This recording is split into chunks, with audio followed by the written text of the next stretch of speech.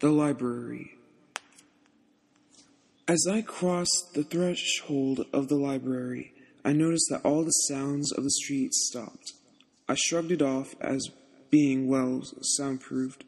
I slowly weaved my way through the aisles, finding nothing that drew my attention. As I drew deeper to the depths of the building the lights grew dimmer until eventually the only light came from candles and brackets along the wall. The books grew darker too, though not in the same sense. They grew more arcane. Scared, I turned around to leave.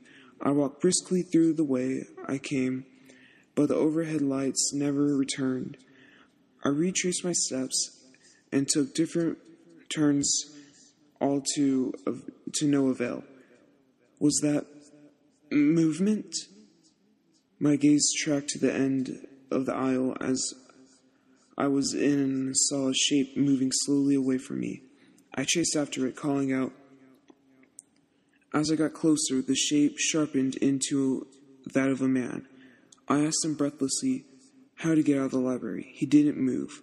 Then, out of nowhere, he whipped his head around. I only caught a glimpse of his face before I threw my arms up to protect my own. And he bit me. Caught my arm good. Down I went and scrambled away from him. I managed to find my footing and ran like hell. My lungs felt like they were about to burst when I finally stopped. I had no idea where I was. I was scared and exhausted. Before I knew what I was doing, I laid down and went to sleep. I would love to give you a time when I awoke, but I don't know for sure. I had lost all sense of time. I dragged my aching body to my feet and stumbled down the hallway. I noticed it getting brighter, the books more lighthearted. I looked up and saw an ancient light bulb. I started to run down the hall, glancing upwards as I ran. The lights grew brighter, till I caught a glimpse of the doors. I ran towards them. Freedom was so close I could taste it. As I stepped up to the doors, they stayed still. They didn't open. I reached my fingers into the crack of the doors and tried to pry them open.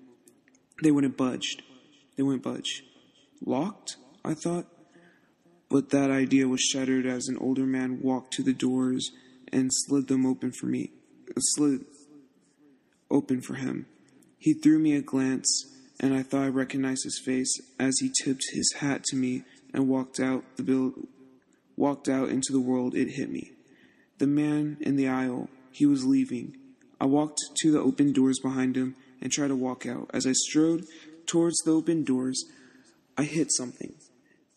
It was like walking into a wall, but all that was in front of me was air. I hurried to the library and asked for help. No matter how loudly I asked, she ignored me. She glanced up once, but it was like if she was looking past me, through me. I turned to shove a pile of books over to get her attention, but I couldn't move them. She calmly reached over and picked the top book off the pile. I had to figure out what was going on.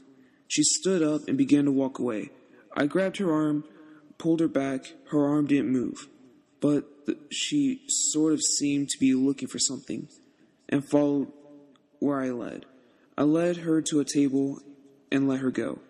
She was looking at the table and under it, but seemed to decide she didn't find what she was looking for and went back along her way.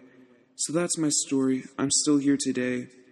We haven't been busy, but you never know. You may come in sometime looking for a book.